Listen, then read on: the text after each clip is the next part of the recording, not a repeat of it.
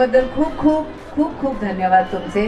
आणि PN गाडगीळना all the best. तुम्ही नक्की या इकडे. एवढी छान छान दागिने बनवले आहेत आणि गुढीपाडवा येत आहे, तर गुढीपाडव्याच्या पण तुम्हाला सर्वांना शुभेच्छा ॲडव्हान्समध्ये. आणि नक्की या इथे.